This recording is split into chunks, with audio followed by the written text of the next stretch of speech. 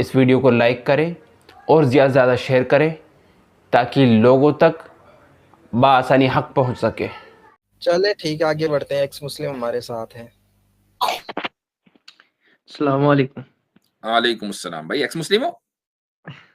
जी, वो मतलब मैं बन चुका हूँ अभी 2-3 महीने में। वैसे मैं सवालों के जवाब नहीं मिले मुफ्ती साहब मुझे। मतलब मैं एक्स मुस्लिम इसलिए मान रहा हूँ क्योंकि मैं कब से ढूँढ रहा हूँ, मुझे नहीं मिल रहे। ठीक है, यार अगर आप अदनान तो उसका नहीं जवाब है दे ये देते हो। तौहीद भाई? जी, अदनान जी। है?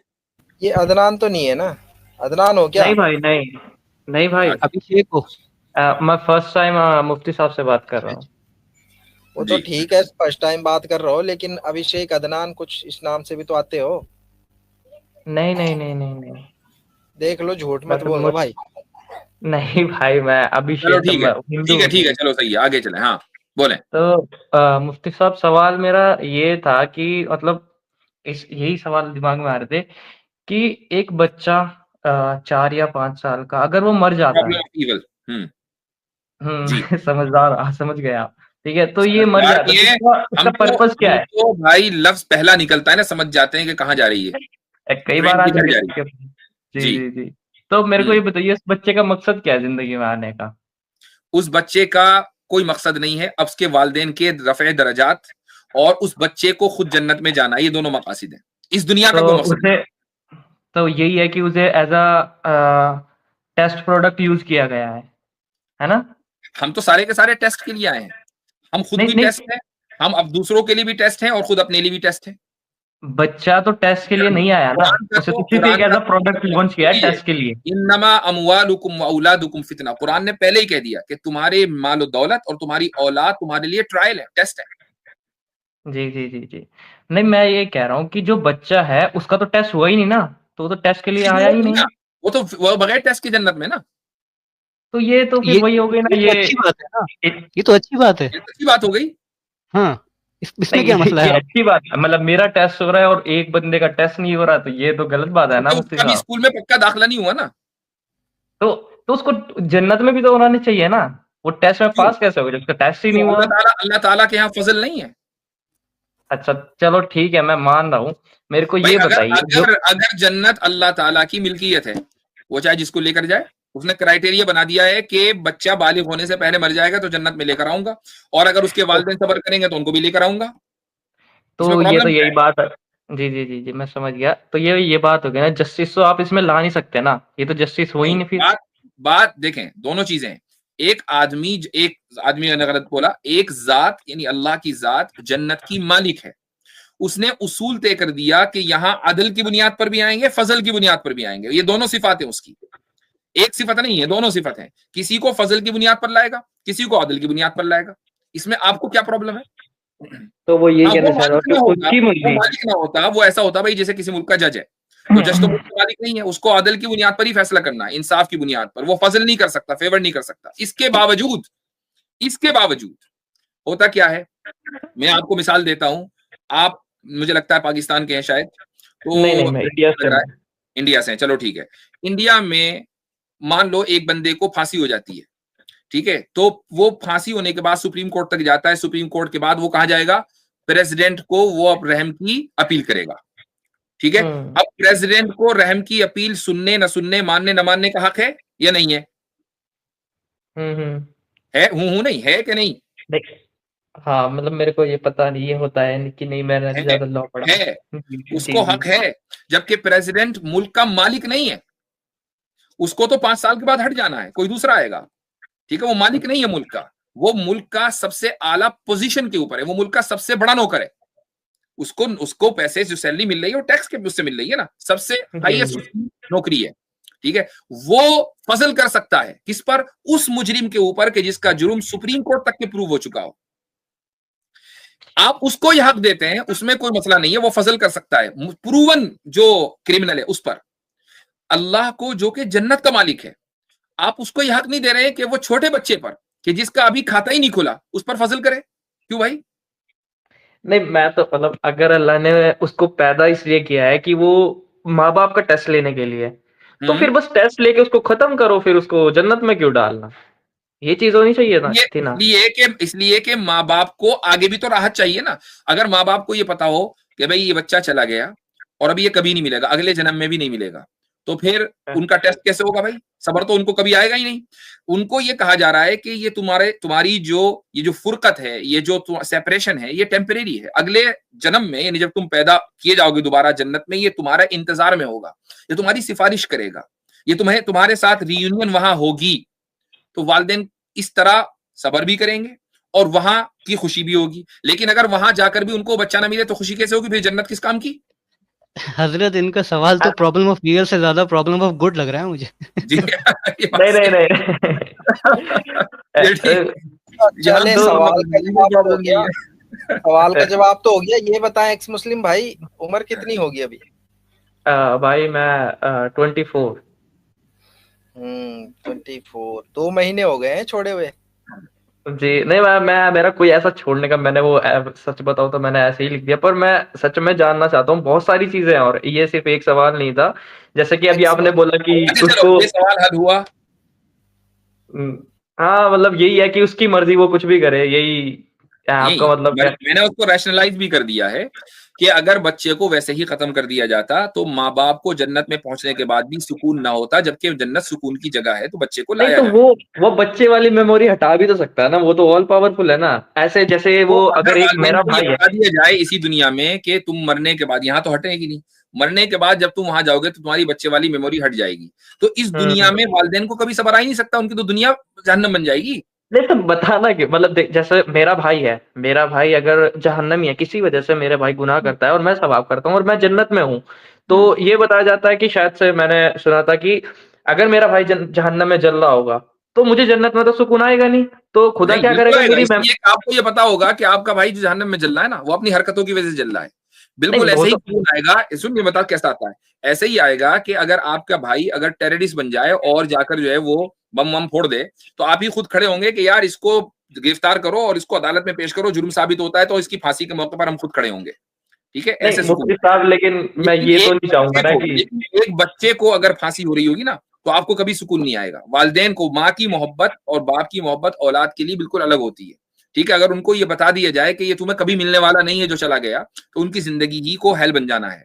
और यही वजह है कि एथीस्ट में सबसे ज्यादा जो डिप्रेशन होता है ऐसी औरतों में, कि जिनके बच्चे मर जाते हैं, उनको पता होता है कि भाई मरने के बाद हमें भी मिट्टी मिलना है, वो भी मिट्टी मिल गया, अब जितनी भी जिंदगी है, आगे 20 साल जिएंगे, 40 साल जिएंगे, 50 साल जिएंगे, इसमें ये बच्चा हमें ना अभी इस जिंदगी में मिलेगा ना अगली जिंदगी में। ऐसी औरतें सबसे ज्यादा डिप्रेशन का शिकार होती है। तो एथीज्म और डिप्रेशन दोनों साथ क्यों चलते हैं? इसीलिए चलते हैं कि कोई होप ही नहीं है। अब मीनिंगलेस है वो तो मेरे को पता है, पर मुफ्ती साहब ये बात आ जाती है आगे कि जो, क्योंकि मेरा भाई है वो, ठीक है, चाहे उसने कितना ही गुनाह कर, चाहे वो टेररिस्ट बन जाता है, लेकिन मैं अगर मेरे को ये पता होगा ना कि मेरे सामने उसको जो है क्या बोलते हैं उसको, उसकी खाल खींची जा रही है, तब तो मेरे को देखो सब्र आएगा। मैं अपनी आंखों के सामने थोड़ी ना से सूली चढ़ता हुआ देखूंगा। हाँ ठीक ये है, भी तो है ना। वो बात बिल्कुल सही है। आपके बारे में जो अभी बसारत भाई ने कहा ना कि वाकई यहाँ प्रॉब्लम ऑफ इवल नहीं बल्कि प्रॉब्लम ऑफ गुड है, यानी आपको प्रॉब्लम ये है कि खुदा बच्चे के साथ अच्छा क्यों कर रहा है। भाई प्रॉब्लम तो इस पर होनी चाहिए कि बुरा क्यों कर रहा है। नहीं प्रॉब्लम इसमें कि अच्छा क्यों कर रहा है। मैं ये कह रहा हूँ बुरा भी मत करे लेकिन अच्छा भी मत करे, क्योंकि ये बिना ये ये प्रॉब्लम गुड हो गई ना, प्रॉब्लम ऑफ इवल तो ना हुई। मैंने वही अच्छा बात करना है। तो अच्छी बात है ना। तो वो तो अच्छी बात है, पर मैं ये कह सकता हूँ ना फिर जाके कि मेरा तो टेस्ट लिया आपने और हाँ, उसका टेस्ट नहीं लिया, तो मैं तो अगर ये बोलूंगा ना अगर जाकर आप के। अगर आप ये कह दे अगर आप ये कहते तो ये इंसाफ के खिलाफ इसलिए होता कि जो बच्चा अभी टेस्ट की एज को नहीं पहुंचा उसका टेस्ट कैसे लिया जाए। ठीक, अच्छा जी जी। कैसे लिया जाए उसका टेस्ट जरा बताएं। तो मैं समझ, तो आप वही तो है ऐसे, इस बच्चे का सिर्फ जो मकसद ही था। आप अगर ये कहते कि नहीं नहीं उसको टेस्ट की एज तक पहुंचाते था अल्लाह फिर टेस्ट लेता, तो फिर वालिदैन को सवाब कहां से मिलता। जी मैं समझ गया आपकी बात, पर देखो वही है, चलो मैं समझ गया, बस वो आप ये कहना चाह रहे हो कि उसकी मर्जी, वो खुदा है, वो कुछ भी कर सकता है, ठीक है आप ये। वो तो है ही अपनी जगह, लेकिन उसने अपनी मर्जी को भी, उसकी हर मर्जी में हर काम में हिकमत है। वो हिकमत है मैं आपको खोल कर बता रहा हूं। वो तो है ही कि उसकी मर्जी, वो अल हकीम भी है, उसके हर अमल के अंदर हिकमत है जिसको आप तोड़ नहीं सकते। जी जी। अच्छा मेरा एक और सवाल था, यही इसी से रिलेटेड, मेरे को आप ये बताइए कि जैसे हमें बताया जाता है कि अल्लाह इंसाफ करने वाला है? सबसे बड़ा जो इंसाफ करने वाला वही अल्लाह है। तो मेरे को ये बताइए कि मतलब हमें पढ़ाया जाता है कि अगर हम गरीब का जैसे मैं माल खा लूँ या फिर चुरा लूँ, मारूँ उनको, तो मेरे को जहन्नम जाना पड़ेगा, ठीक है? अगर देखा जाए तो इसके लिए उन उन जो जिनका मैंने माल खाया है, उनको इंसाफ मिलना ज़रूरी है ना? तो अगर देखा जाए तो मुझे इसके लिए ज़्यादा बड़ी सज़ा तो नहीं मिलनी चाहिए ना? मतलब जैसे मैंने उनको बर्बाद ही कर दिया, मतलब 5-10 लाख रुपए उन पे थे, मैंने सारे चुरा लिए। तो ज़्यादा से ज़्यादा मेरे साथ क्या होना चाहिए कि मैं उनके पैसे वापस करूँ या मुझे सज़ा हो ज़्यादा से ज़्यादा मेरे को 3-4 साल जेल में रखो या फिर कुछ भी करो, पर ये तो नहीं होगा ना कि मैं लाखों साल तक, हज़ारों साल तक जहन्नम में जलता रहूँ, ये तो फिर ये भी इंसाफ नहीं हुआ। ठीक। तो एक तो ये कि जो अमल के ऊपर सजा मिलती है, अमल के ऊपर, अकीदे के ऊपर नहीं, ये अमल हो गया है, ठीक है? चोरी करना, डाका डालना, जी, ये जी। अमल। अमल जी। के ऊपर जो सजा जहन्नम में मिलेगी, उसकी उसकी ड्यूरेशन क्या है, इसका कहीं कोई जिक्र नहीं है कि इतने साल जलेगा, 25 साल जलेगा, 50 साल जलेगा। हाँ, एक ड्यूरेशन तय है, वो अल्लाह के इल्म में है, ठीक है? उसकी कोई ड्यूरेशन कुरान में, हदीस में कहीं जिक्र नहीं की गई। इसके ऊपर है कि आपकी प्लानिंग कैसी थी। आपको प्लानिंग ये करनी थी कि नहीं, मैं तो गरीब का माल हड़पूंगा, 1 मर्तबा नहीं, 2 मर्तबा नहीं, 100 मर्तबा आप ये काम करते रहे, तो ऑब्वियसली बात है कि जी। ड्यूरेशन ज्यादा होगी। एक आदमी ने 1 आध मर्तबा, 2-4 मर्तबा जिंदगी में चोरी कर ली, तौबा नहीं की, उसकी ड्यूरेशन कम होगी।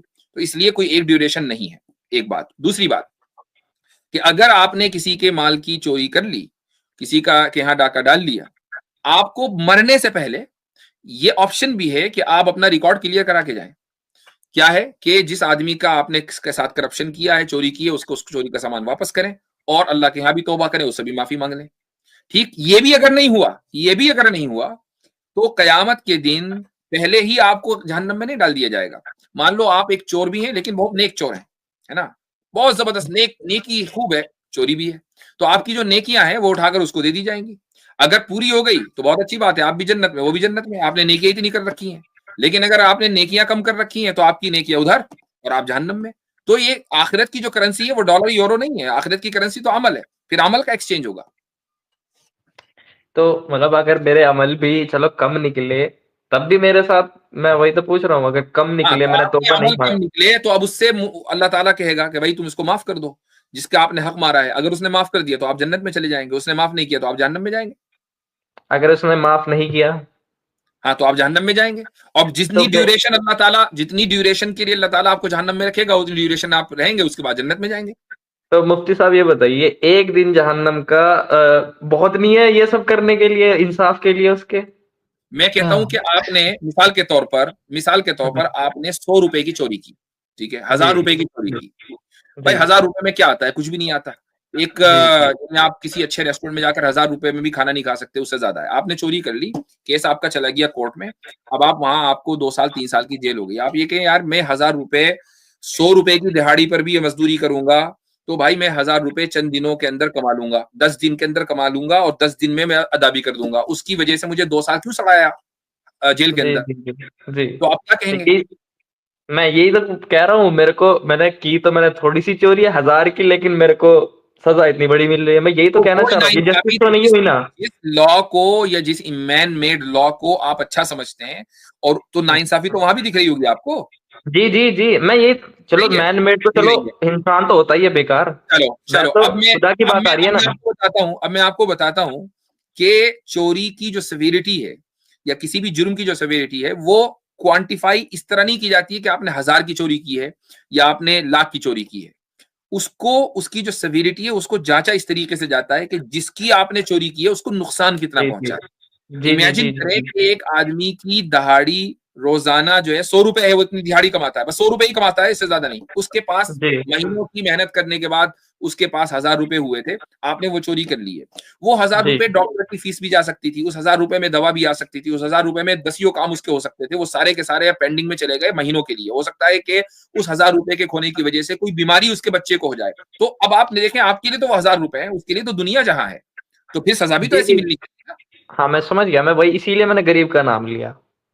तो बस मैं सिविलिटी अभी अल्लाह ताला तय करेगा, ये मैं और आप तो तय नहीं कर सकते। हमें क्या पता कि चोरी करने के बाद उसका बंदे का क्या बना है। उस 1000 मैं रुपए का इम्पैक्ट जो है डोमिनो इफेक्ट के तौर पे भी हो सकता है। कि पूरी लाइफ लॉन्ग हो, कहने को 1000 रुपए। हाँ, मैं यही तो कह रहा हूँ, मैंने 1 महीने का उनका माल छीन लिया। मैं यही कह रहा हूँ, 1 महीने का मैंने उनका माल छीन लिया, तो मुझे इसके लिए कितनी बड़ी सजा मिलनी चाहिए वही ज्यादा कह रहा से हूँ, ज्यादा? जो आपके नजदीक 1 महीने का है, उसके नजदीक वो लाइफ लॉन्ग हो सकता है। इसलिए ये अल्लाह की मर्जी है कि वो आपको कितने दिन डालेगा। वो नहीं नहीं सेविरिटी और उसका जो इम्पैक्ट आपकी चोरी का उसकी लाइफ के ऊपर पड़ा है, जिसके यहाँ चोरी हुई है, उसकी बुनियाद पर तय होगा। जी मैं समझ गया, जी मैं समझ गया। मैं कह रहा हूँ कि मान लो कि मेरे को पता है कि 1 महीने का ही मुझे माल चुराना है, और मुझे पता है 1 महीने का इसका जो कितना खर्चा आता है दवाई का वगैरह वगैरह। मैंने 1 महीने का चुरा लिया उसको, और उसको 1 महीने का हुआ भी। ठीक है, मान लेते हैं एक चीज पे, मेरे को इस पे कितनी सजा होनी चाहिए? मैं आपसे ये पूछ रहा हूँ। नहीं, ये मैंने पहले ही कहा कि ये मेरे और आपके जज करने का नहीं है, ये खुदा जज करेगा। हो सकता है कि 1 ही सेकंड की हो सकता है 1 मिनट की हो। तो खुदा तो ये कहता है कि तुम्हें आ जाओ, एक जहन्नम का 1 दिन भी इतने दिन के बराबर मेहनत है। मिलेगा ना, हो सकता है 1 दिन की ना हो, 1 मिनट की हो। ये तो खुदा की मर्जी ना। अच्छा, भाई आपकी मजेदार जुर्म बात की ये है, सेवेरिटी की बुनियाद पर 1 मिनट के लिए उसने यूं डुबकी लगाई अंदर और निकाल लिया, हो गया काम आपका। इतनी देर में रोज मजेदार हो ही बात जाएंगे। ये है मुफ्ती साहब कि जो लोग जन्नत में जाएंगे, छोटा सा अमल, छोटे से वक्त के लिए अमल करके जाएंगे, इटर्निटी तक जन्नत मिलेगी। उस पे आप सब सवाल नहीं करते कि भाई इटर्निटी की मैं जन्नत में क्यों सर उस हासिल पे कर भी रहा सवाल है, सर उस पे भी सवाल है मेरा। देखो, मैं यही नहीं कह रहा कि सिर्फ जहन्नम पे, मैं तो कहता हूँ हाँ भी, क्योंकि यही बात, ये बिल्कुल आप सही कह रहे हो सर। मैं पूछ रहा हूँ कि अगर इंसान इतना सा अच्छा काम करता है, तो उसे इतनी बड़ी चीजें क्यों दी जा रही है? इतना डिजर्व नहीं करता वो? मेरा तो ये भी सवाल है सर। आपने आपकी तालीम क्या है? मैं स्टूडेंट हूँ, मैं साइंस से मतलब पढ़ रहा हूँ, मैं कॉलेज में हूँ। क्या पढ़ रहे हैं? मैं मेडिकल उसमें हूँ। उसमें किसमें? नहीं, मैं बताना नहीं चाह रहा, मतलब मैं ऐसा, मतलब मैं फार्मेसी में भाई हूँ। मेडिकल स्टूडेंट इंडिया में लाखों नहीं करोड़ों हैं, आपकी आइडेंटिटी कैसे जी रिवील हो जाएगी? नहीं, मतलब इससे मतलब जानना क्या चाहते हो आप मेरे को? ये बता, तो मैं मैं वो बताऊं बता। अभी क्या निकल कर आएगा सामने आपकी आपकी आप कर क्या रहे हैं? फार्मेसी सर मैं बोला इन्होंने। जी चलो चलो, कितने साल की डिग्री है? अ, अभी 2 साल बच रहे हैं और। अच्छा, 2 साल कर लिए होंगे, 4 साल है ना? हम्म। ठीक। 4 साल की आपकी मेहनत है, दिन रात की तो मेहनत है नहीं। दिन में बहुत से बहुत हम्म। बहुत की आपने तीर मार लिया, 8 घंटे पढ़ लेते होंगे। नहीं, मैं पढ़ता ही नहीं हूँ, मैं पढ़ते ही बिजनेस। नहीं है, चलो भाई बहुत अच्छी बात है। ये पढ़ते ही नहीं है। अच्छा, हमारी किस्मत में तो ऐसे ऐसे एक्स मुस्लिम पढ़े हुए हैं। चलो नहीं, मैं सिर्फ उसकी बता रहा हूँ, मैं मतलब इसीलिए और चीजों चोरी में पे पढ़ता हूँ चोरी सर। है, ठीक है, ठीक पढ़ते है। ही नहीं है, इसीलिए 4 चोरी के साल बारे में में पूछ रहे आपने हैं। बगैर पढ़े कोई एक आध डिग्री मान ली, ठीक। उसकी ठीक है, ठीक बुनियाद है। पर आपको एक सैलरी मिली हर महीने। आपकी उम्र मसलन 90 साल है, 90 साल तक आप जिए, हर महीने जी आपको मसलन 30,000 रुपए की सैलरी मिली। ठीक है, जी कैलकुलेट जी। कर लो कि अभी आप मसलन 25 साल की उम्र में आपको वो सैलरी मिल जाती है, और 30,000 रुपए हर महीने या 25,000 रुपए हर महीने कितने महीने आए? तो आपने टाइम लगाया कुछ नहीं, ठीक, 4 हम्म। महीने नाम को, और आप खा रहे हैं 90 साल तक। तो यहाँ ये आप सवाल क्यों नहीं करते कि यार ये तो इंसाफ नहीं हुआ, सिर्फ 4 साल नहीं की मेहनत इतनी नहीं, मैं तो कर रहा हूँ, मेरे को नहीं चाहिए वो। क्या सर हुआ? मैं यही। Hold on. इसका मतलब जी क्या जी। हुआ? इसका मतलब ये हुआ कि हम स्टडी पीरियड को शॉर्ट रखते हैं, और जो स्टडी पीरियड का जो नतीजा निकलता है वो हमेशा लॉन्ग होता है। अगर 4 साल की मेहनत से सिर्फ 4 साल ही फल मिले ना, तो कोई भी आदमी 4 साल मेहनत ना करे। ठीक, इसी तरीके से हमारी जो लाइफ है, वो चाहे 10 साल, 20 साल, 40 साल, 100 साल हो, वो एक बहरहाल लिमिटेड पीरियड ऑफ टाइम है। उसमें हम जो मेहनत करेंगे उसका नतीजा वैसा निकलना चाहिए कि जिसकी वजह से हम मेहनत करने पर आमादा हों। अगर हमें यहां से ये बता दिया जाए, या ये होते कि भाई तुम करो मेहनत 90 साल की उम्र तक के, मरने के बाद फिर 90 साल जियोगे, फिर मर जाओगे। अब उसके बाद बंदा सोचेगा कि यार मुझे नेमत मिली सिर्फ 90 साल की, इतनी सारी नेमत है और उनको भी छिन जाना है, तो अभी जन्नत में जाकर फायदा क्या हुआ? आदमी इसी गम में रहेगा कि ये नेमत मेरे से छिनने वाली है। सर मैं यही बता रहा हूँ आपको। मैं यही बोलने वाला था कि जो मैं पढ़ाई कर रहा हूँ ना तो मुझे उससे कुछ उम्मीद है। मैं अपने फादर का बिजनेस करता हूँ, और मुझे 30,000 की नौकरी नहीं मिलेगी जो मैं पढ़ रहा हूँ, मुझे पता है। और आपकी बात और नहीं हो नहीं रही मिलेगी, ना ही है, मेरे को चाहिए। जनरल बात हो रही है, एक जनरल बात हो रही है। जी जी, मैं समझ गया, पर मेरे को उससे भी कोई, आप कह रहे हो ना कि आप यहाँ सवाल नहीं करते, मैं तो कर रहा हूँ वहां पे भी चलो, सवाल, लेकिन मैं तो कुल कह रहा हूँ मिला सर। के एक फिलोसफर गुजरे हैं हजरत 80s 19 में, उनका नाम नहीं मुझे याद, पता नहीं अजीब सा नाम है। उनको दुनिया का जो है वो सबसे, हिस्ट्री का जो है सबसे उदासीन फिलोसफर कहा गया है। उस बंदे ने कहा कि सबसे अच्छे वो लोग हैं जो पैदा ही नहीं हुए, उसके बाद वो लोग हैं जो पैदा होके मर गए, और सबसे बुरे लोग हैं वो जो जिंदा हैं अभी, जैसे कि हम सब लोग। उसका नाम हिस्ट्री में आता है सबसे उदासीन। हमारे बात इन बिल्कुल सही है, हमारे बात इन बिल्कुल मुर्तद सही। भाई हमारे इन मुर्तद भाई के नजदीक सबसे अच्छे वही लोग हैं जो पैदा नहीं हुए। आप उन्हीं की तारीफ करें। मैं तो अगर ठीक है, सोचा जाए तो आपसे सही है। आपसे तारीफ देखें, के आपके हिसाब सवाल से- बहुत होंगे मेरे भाई। एक बात सुनिए, लास्ट कमेंट कर लें, वरना गुफ्तगू तो आपके साथ चलती रहेगी। जी, और जी, मुझे जी। भी ऐसे लोगों से गुफ्तगू करना अच्छा लगता है कि जिनके बारे में मुझे लगता है कि हाँ भाई ये क्वेश्चन लेकर आए हैं। बस नीयत सही होनी चाहिए। नीयत जो है अगर आपकी गलत है, आपकी नीयत समझने की नहीं है, टाइम वेस्ट करने की है, तो फिर जाहिर है कि कोई फायदा नहीं है। लेकिन मैं समझता हूं कि आपके साथ गुफ्तगू पब्लिक प्लेटफॉर्म के बजाय प्राइवेट प्लेटफॉर्म पर होनी चाहिए। और फिर चाहे हम उस गुफ्तगू को पब्लिक कर दें वो अलग बात है। क्यों? इसलिए कि पब्लिक प्लेटफॉर्म में बहुत सी मर्तबा ये नफ्स बीच में आ जाता है कि यार इस बात को एक्सेप्ट नहीं करेंगे। तो आप मुझे एक जेन्युइन बंदा लग रहे हैं। मैं चाहूंगा कि जी। आपके साथ कभी गुफ्तगू हो और आपके जो भी शुबुहात हैं, डाउट्स हैं, उनको क्लियर किया जाए। उस वक्त जी, तक जी। आप अपने कॉलेज की यानी किताबें ना पढ़ें, कोई मसला नहीं, हमें उससे कोई बहस नहीं। आपके अब्बा का बिजनेस है, वो आप चलाइएगा। लेकिन इस्लाम की किताबें पढ़ें तो आप समझें। ये जो स्ट्रीमें आप गैर मुस्लिमों की या इन मुर्तदों की देखते हैं, इनसे आपको इल्म हासिल होने वाला नहीं है। यही आपके डाउट्स का सोर्स है। चलें जी, अगले बंदे बोले। ठीक है मुफ्ती साहब, अस्सलाम वालेकुम। ठीक है। वालेकुम सलाम। सचिन एक्स मुस्लिम। अच्छा, ये एक्स मुस्लिम बन गए हैं? अब देखें, आवाज आए तो कुछ पता चले। हाँ, हेलो हेलो हाँ जी। सचिन भाई, ये क्या हुआ? हाँ आप ओवरनाइट एक्स मुस्लिम बन गए हो? हाँ, नहीं दरअसल मैं एक्स मुस्लिम ही हूँ। मतलब मैं पैदा तो हिंदू घर में हुआ था, फिर एक मुस्लिम लड़की की मोहब्बत में इस्लाम कबूल किया, तो उसने मुझे धोखा दिया। तो फिर इस्लाम के बारे में सब कुछ नेगेटिव लगने लगा। पहले मुझे काफी पॉजिटिव लगते रहा था। ठीक है, ये जो वो जो लड़की जिसकी आप बात कर रहे हैं वो केरला स्टोरी वाली तो नहीं है, वो जो 32,000 में से कोई? नहीं भाई। जी। ठीक ठीक। तो लड़की की मोहब्बत में इस्लाम कबूल किया और लड़की की बेवफाई में इस्लाम छोड़ा। नहीं, उसके बाद बहुत कुछ पढ़ लिया इस्लाम के बारे में। नहीं, आपने कहा ना कि उसकी जब उसने बेवफाई की तो सब कुछ नेगेटिव ही लगने लगा। जाहिर है उस वक्त तो नेगेटिव लगना भी चाहिए एक इंसान को। बेवफाई छोटी मोटी चीज कोई है। हाँ, मतलब पहले जो चीजें इस्लाम की पॉजिटिव लग रही थी, उसके बाद कुछ कुछ चीजें पढ़ने के बाद डाउट्स आने लग गए। नहीं, पहले तो वो फिर लड़की भी मेरा भरोसा पहले तो वो बहुत लड़की कमजोर भी हो गया। पॉजिटिव लग रही थी ना। पहले तो वो लड़की भी पॉजिटिव लग रही थी, जब बेवफाई हुई तो वो भी नेगेटिव बन गई। उसके साथ तो तो मसला कांटेक्ट क्या ही है? नहीं हुआ। मसला इसका मतलब लड़की है, इस्लाम मसला नहीं है। हाँ, मसला बेवफाई। ओ हो, बेवफाई है। ठीक है।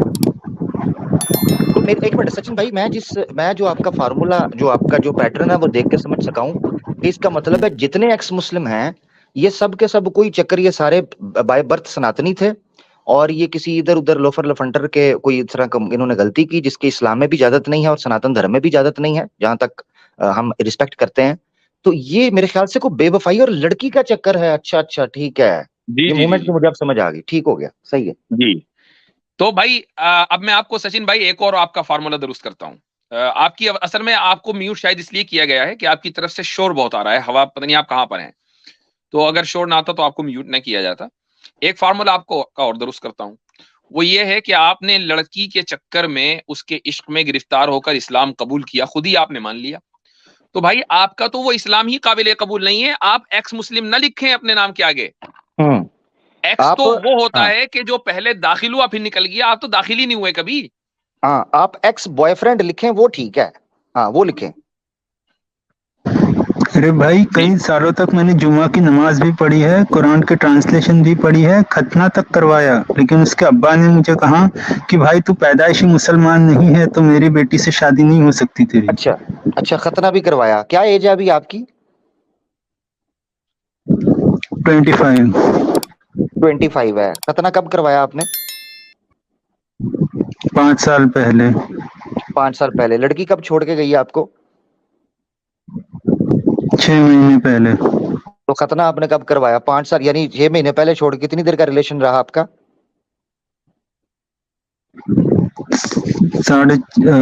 5 साल से ऊपर थोड़ा। 5 साल से ऊपर रहा। खतना आपने 5 साल पहले करवाया, 6 महीने पहले वो छोड़ गई। शादी की बात कब की आपने उनके अब्बू से? अभी 6 महीने पहले, जब मेरी जॉब वॉब हो गई, सैलरी थोड़ी अच्छी बहुत आ गई। ठीक है। तो खतना आपने 5 साल पहले करवा लिया, शादी की बात 6 महीने पहले हुई, तो आमिर खतना भाई आपने मेरा शादी के सवाल लिए ये कि कर जी खतना करवाया क्यों?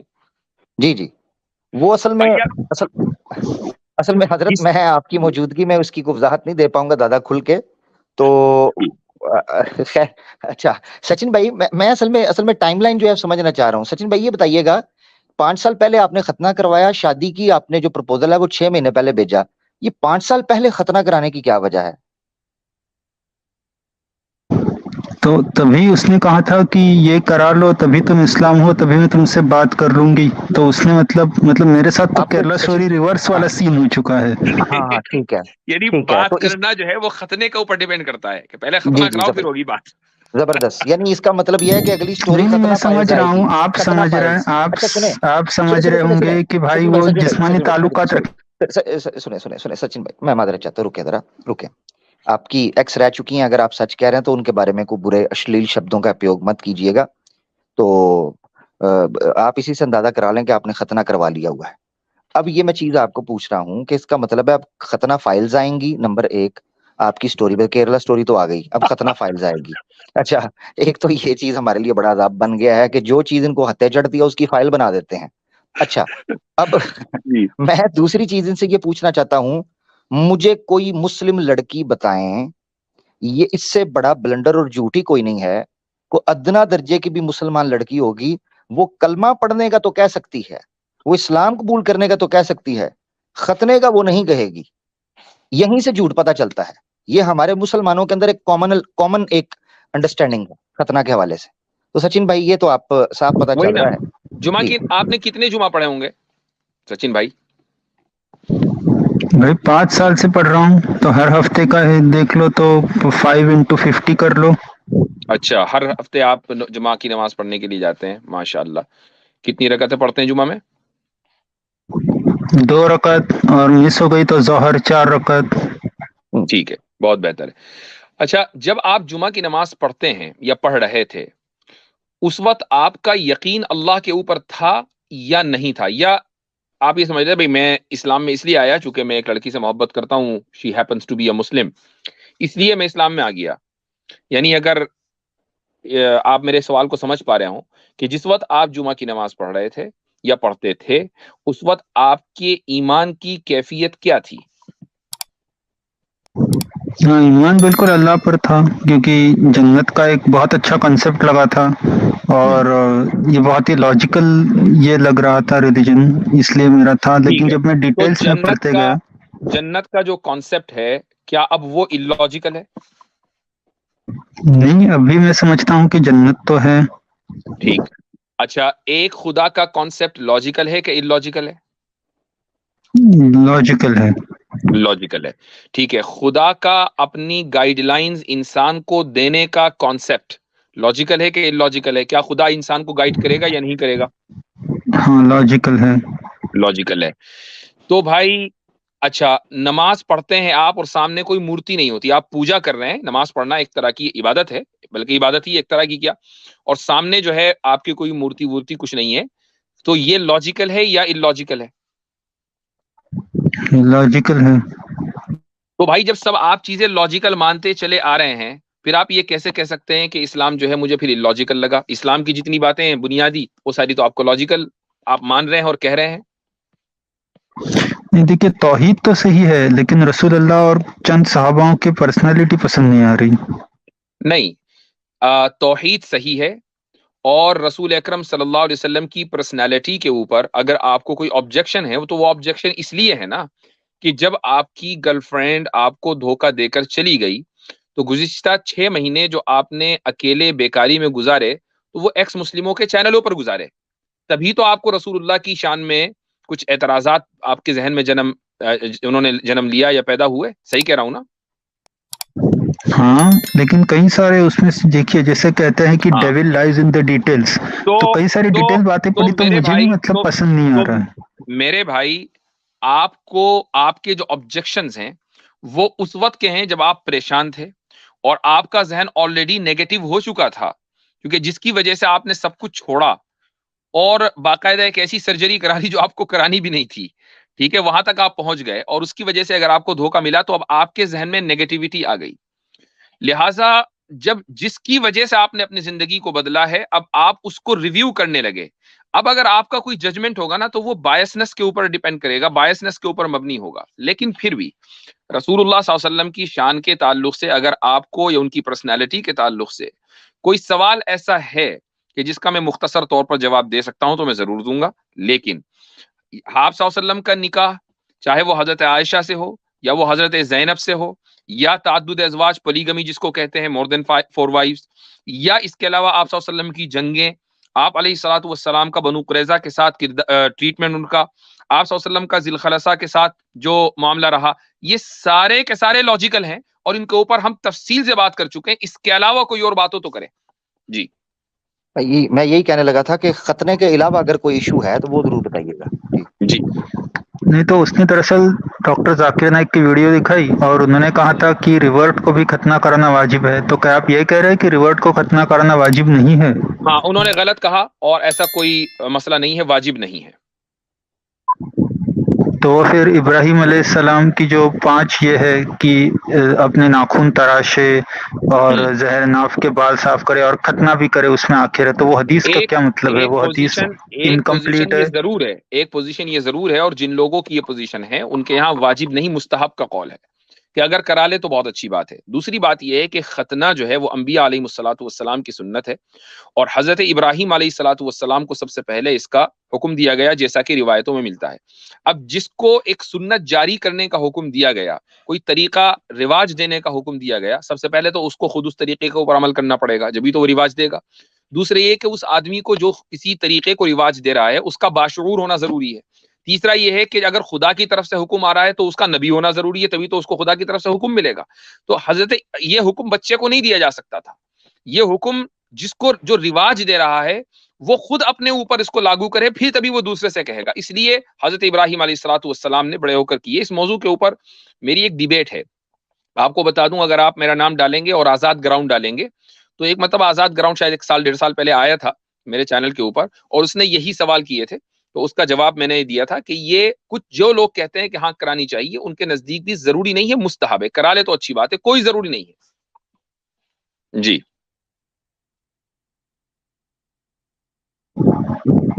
जी वो अच्छा, तो ये ठीक है, ये लेकिन ये देखिए, ये आप कमेंट आया एक मिनट इसको जरा शो कर दूं मैं।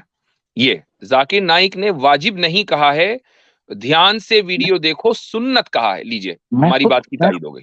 मैं खुद ये इनसे पूछने ही वाला था, फिर मैंने कहा आपने उसको क्लियर कर दिया, तो मैं पूछने वाला था वो वीडियो किधर है जिधर मैं खुद हैरान हुआ कि जाकिर नाइक ने ये क्या कहा है, क्योंकि उनका तो एक्सपर्टीज है ही कंपैरेटिव रिलीजन की है और वो रिवर्ट्स के साथ आए दिन बात करते हैं।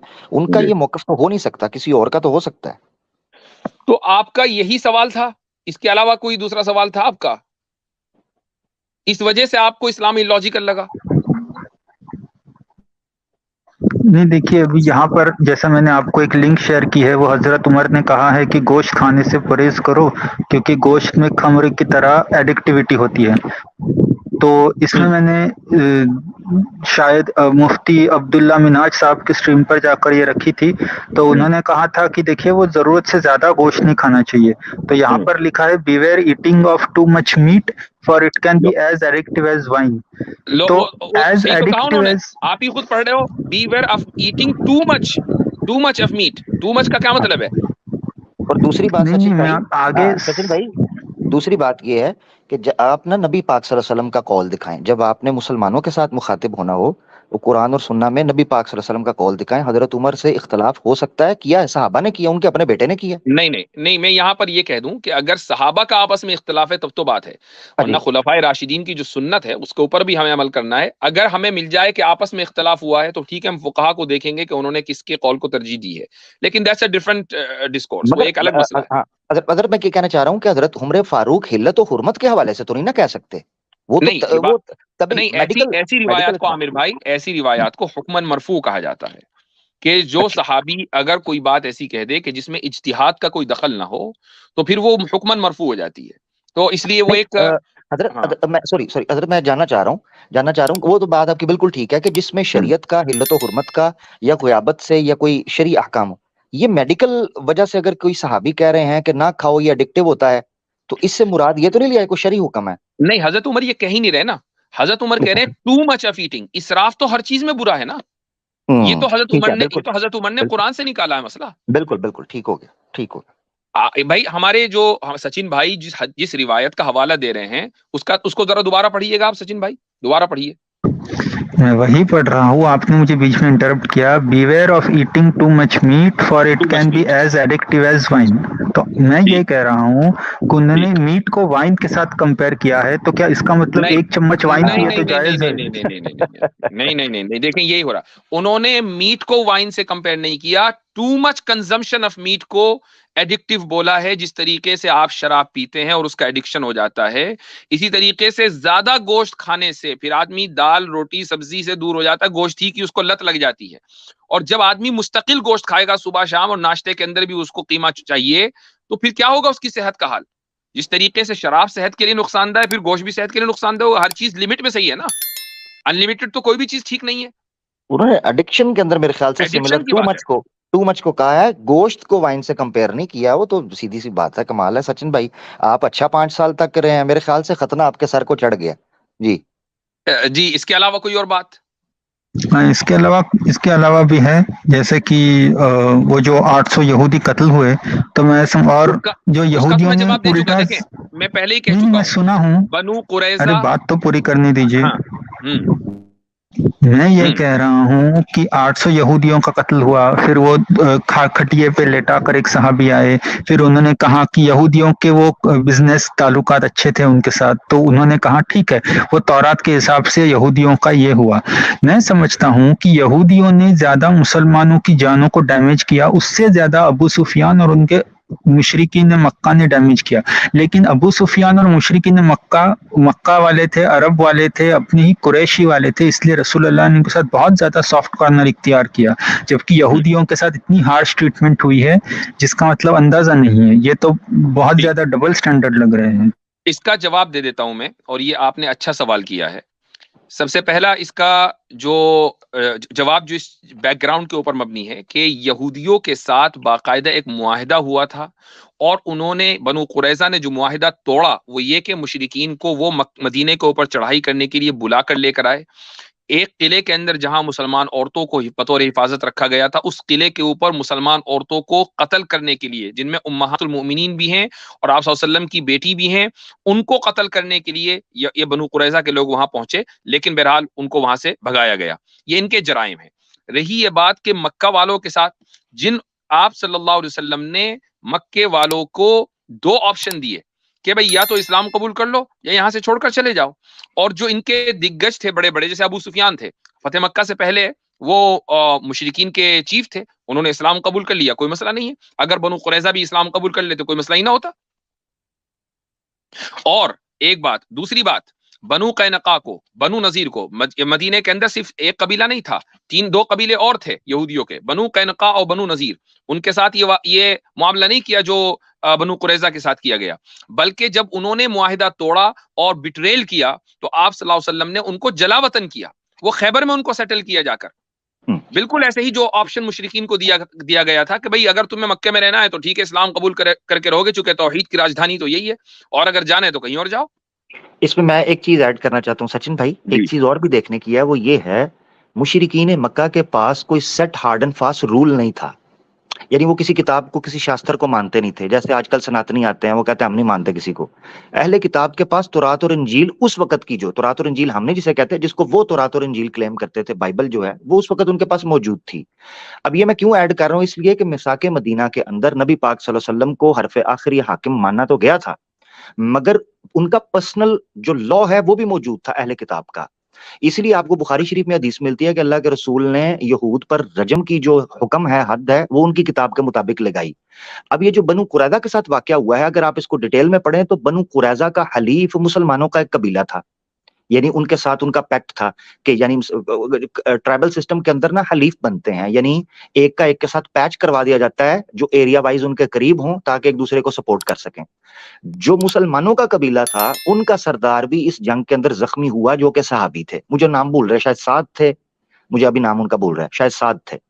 तो अगर मैं साद इब्न उबादा, यस थैंक यू, साद इब्न उबादा रज़ी अल्लाह। यहूद के सामने जब ऑफर रखी गई कि तुमने ये पैक्ट किया हुआ है मिसाके मदीना के अंदर कि तुम पर जो हदूद लगेंगी या तुम्हारे साथ जो कानून साजी की जाएगी वो तुम्हारी शरीयत के मुताबिक की जाएगी, और बुक ऑफ डिट्रोनमी के अंदर खुला कानून यह मौजूद था कि अगर कोई मुआहदे को तोड़ता है और जंग में दुश्मन का साथ देता है, उसके बालिग बच्चों को, चाहे वो जंग में शामिल है नहीं है, उड़ा के रख देंगे, उनके औरतों को गुलाम बना लिया जाएगा, और जो बालिग नहीं है उन बच्चों को भी गुलाम बना लिया जाएगा। ये किस जगह पर लिखा था? बुक ऑफ डिट्रोनमी के अंदर। जब साद बिन उबादा उनके सामने गए तो यहूदों का जो बनु कुरैदा का जो लीडर था, और ये मैं आपको हदीस और सीरत से ये आपको बता रहा हूं, वो जब आए तो बनु कुरैदा का जो लीडर था उसने कहा कि जो साद हमारा हलीफ जो है वो जो फैसला करेगा ना, हमें वो फैसला मंजूर है, वो जो फैसला करेगा। साद बिन उबादा ने जो फैसला किया बेआईनी ही बुक ऑफ डिट्रोनमी के मुताबिक और उनके जंगी कवानीन के मुताबिक फैसला किया कि यहूद अगर किसी किस्म का भी बेट्रेल करेंगे, किसी किस्म का कॉन्ट्रैक्ट तोड़ेंगे और जंग में दुश्मन का साथ देंगे, गद्दारी करेंगे, उनको ये सजा मिलेगी। तो हकीकत में आपको चीज बताऊं, बनु कुरैजा के साथ उनकी किताब और उनके पर्सनल लॉ के मुताबिक फैसला किया गया था, ये याद रखना चाहिए। तो उनका बेट्रेयल करना और उनकी किताब के मुताबिक कोई फैसला करना, आप कह रहे हैं, ये मैंने इसलिए डिटेल पेश किया है कि मुशरिकीन मक्का के साथ मामला और इसलिए हुआ था कि उनके पास हार्ड एंड फास्ट रूल नहीं था, उनके लिए ऑप्शंस खुले थे। सही, यहूद के जबरदस्त, पास किताब मौजूद थी, उनकी बहुत किताब के शानदार, मुताबिक उनको सजा दी गई, ये इंपॉर्टेंट है। बहुत उम्दा। अच्छा सचिन एक्स मुस्लिम साहब, इस तरह के सवालात एक नहीं 100 हो सकते हैं। जाहिर है कि हम आपके सारे एतराजात का या सवालात का आज की नशिस्त में तो जवाब नहीं दे पाएंगे, टाइम की किल्लत की वजह से। आप वैसे भी आखिरी कॉलर हैं और हम 29 मिनट ऊपर चल रहे हैं। तो मैं सिर्फ ये कहना चाहूंगा कि जब आपको तौहीद भी सही लग रही है, रिसालत को भी आप मुमकिन ही नहीं दुरुस्त मानते हैं, ठीक है, थोड़ा बहुत अगर आपको कहीं सवाल है वो रसूलुल्लाह सल्लल्लाहु अलैहि वसल्लम की कुछ अहादीस के ताल्लुक से है, जो आप हमारी मजलिस में या हमारी स्ट्रीम्स में आते रहेंगे तो वो क्लियर होता रहेगा इंशाल्लाह। आज नहीं, आज से 1 साल के बाद हो जाएगा। आपने जो कुर्बानी दी है ना, वो कुर्बानी आपकी लड़की के लिए नहीं होनी चाहिए, वो कुर्बानी आपकी सच्चाई के लिए होनी चाहिए। और आप सच्चाई से अभी थोड़ा सा बैक स्टेप आपने लिया है, बहुत दूर नहीं गए हैं। मैं चाहता हूं कि मैं आपका हाथ पकड़कर वापस ले आऊं। आप तैयार हैं या नहीं, ये बताइए। क्योंकि तौहीद भी क्लियर है आपकी, आपकी नमाजें भी क्लियर है, आप इबादत को भी सही समझते हैं, रिसालत को भी आप सही समझते हैं, रसूलुल्लाह सल्लल्लाहु अलैहि वसल्लम की कुछ हदीसों पर एतराज है, वो आप आहिस्ता आहिस्ता हल करते रहेंगे। और खतना तो हुआ ही हुआ है जी। जी भाई, हाँ ठीक है, अगली स्ट्रीम्स में बातें होती रहेंगी, फिर तब इंशाअल्लाह देखेंगे, डाउट सॉल्विंग होगा तो यकीन हुआ तो ठीक है, मैं दोबारा से कलमा पढ़ लूंगा इंशाअल्लाह। इंशाअल्लाह अल्लाह ताला आपको इंशाअल्लाह, हिदायत दे, माशाअल्लाह, हम आपके लिए दुआ गो हैं। माशाअल्लाह, चलें ठीक है, बहुत माशाअल्लाह, बहुत जबरदस्त। शुक्रिया। अच्छा जी, चलें। हजरत मैं एक रिक्वेस्ट करना चाहता हूँ, जी बल्कि दो रिक्वेस्ट हैं। जी एक तो मैं सचिन भाई से तो इजाजत ले लेते हैं, अल्लाह इनको जज़ाए खैर जी दे, और इनके दुख में हम बराबर के शरीक हैं, कोई ऐसा मत टेंशन न लें, अल्लाह खैर करेगा। ये वाकई बड़ा खतरनाक मामला आपके साथ हुआ है। मैं यहाँ दो रिक्वेस्ट करना चाहता हूँ। एक तो ये है कि जो हमारे इस्लामोफोब्स और एंटी मुस्लिम प्रोपेगेंडा जो रन कर रहे हैं, हेट स्पीच रन कर रहे हैं, उनके लिए एक स्क्रिप्ट आ गई है, द खतना फाइल्स। एक तो ये है। अब उसमें आंकड़ा क्या होगा, 32,000 का करना है, खतना हो गया और लड़कियां भाग गई, या 33,000, 33 कोटि की निस्बत से, ये उनके जिम्मे है। आप स्टैट्स तो आप लोग चेक नहीं करते हो, मल्टीप्लाई आप करते जाते हो, ठीक है ना, गिनती आपकी नहीं आती। तो एक तो मेरी रिक्वेस्ट ये है कि इसकी स्क्रिप्ट तैयार की जाए ताकि नेक्स्ट फिल्म जो है वो इस हवाले से आए। एक तो खतना फाइल्स के हवाले से रिक्वेस्ट थी। जी दूसरा मेरा रिक्वेस्ट जो है वो अब मुसलमान लड़कियों से है। खुदारा पहली बात तो ये है, अपने आप को इन चीजों से दूर रखें। मगर मुझे पूरा यकीन है कि ये किसी मुसलमान महिला ने शरारत की। उन्होंने कहा कि आजकल हिंदू जो है, देखे मेरी बात सुने, हिंदू जो भगवा लव ट्रैप के जाल बिछा रहे हैं, तो उनको अब ज़हनी तौर पर तैयार हो जाना चाहिए। और मैं मुसलमान लड़कियों को कहता हूं कि अगर ये बड़ी जबरदस्त एक मिसाल आ गई सचिन भाई की मौजूदगी में, कि अगर कोई हिंदू आपके पीछे पड़े और आपको शक पड़ जाए कि वो आपकी मोहब्बत में गिरफ्तार होकर इस्लाम कबूल करके आपको ट्रैप करना चाह रहा है, आपने पहला काम खतना करवाना है उनसे। उनको कहें खतना करें तो आए। यकीन करें, अगर आपने ये किया तो जो आरएसएस वाले या सो कॉल्ड जो इनके पेपर फ्लोट हो रहे हैं, उस आंकड़े से ये लाखों लड़कियों को लाना चाह रहे हैं। यकीन करें, हम इनके लाखों मर्दों के खतने करवा देंगे, आप टेंशन न लें। मगर ये चीज आप जरूर ज़हन में रखें। Thank you. तो इस वीडियो को लाइक करें और ज़्यादा से ज़्यादा शेयर करें ताकि लोगों तक हक पहुंच सके। सकते हैं। इन्नल कुरआन लनूर यतफज्जरु फी जनबाती यरफउनी इंद मलीकिल खल्क़ि लिअअला दरजाती। इन्नल कुरआन लनूर यतफज्जरु फी जनबाती यरफउनी इंद मलीकिल खल्क़ि लिअअला दरजाती।